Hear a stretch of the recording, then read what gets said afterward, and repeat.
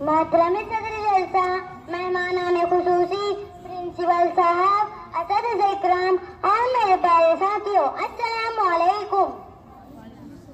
میری تقریر کا عنوان ہے جنگ آزادی میں علماء کا کردار۔ میرے عزیز دوستو، آج کی جشن آزادی کے موقع پر میں آپ حضرات کے سامنے ہندوستان کی آزادی میں مسلمانوں کے کردار پر کچھ عرض کرنا چاہتی ہوں۔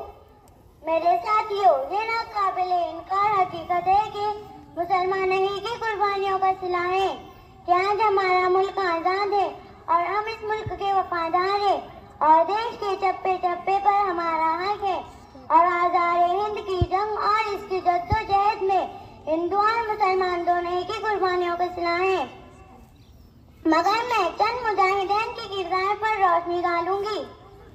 بھارت کی آزادی کے لیے بالاکوٹ کی پہاڑی پر سید احمد شہید اور اسماعیل شہید نے جان دی۔ بھارت کی آزادی کے لیے شاملی کے میدان میں علماء دیوبند توپوں کا نشانہ بنے ہیں۔ بھارت کی آزادی کے لیے حضرت شیخ الہند اور شیخ الاسلام کالا پانی گئے تھے۔ بھارت کی آزادی کے لیے 1857 میں 51,000 علماء شہید ہوئے۔ میں اس بات کو دوبارہ دہرانا چاہتی ہوں کہ بھارت کی آزادی کے لیے 1857 میں 51,000 علماء شہید ہوئے۔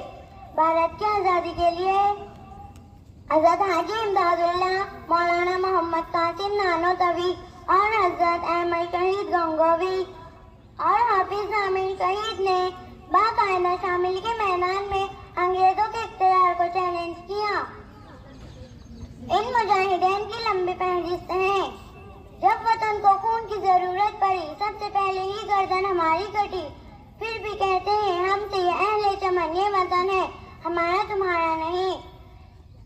مولانا ابو کلام آزاد نے کہا تھا ہم انڈین گائے تو اسے بائی چانس نہیں۔ آخر میں ہمارا ہندوستان کہنے والے لوگوں سے کہتی ہوں کہ ڈاکٹر راحت اندوری کا شعر سن لیجئے۔ میں جانتا ہوں کہ دشمن بھی کم نہیں، لیکن ہماری طرح ہتھیلی بھی جان تھوڑی ہے۔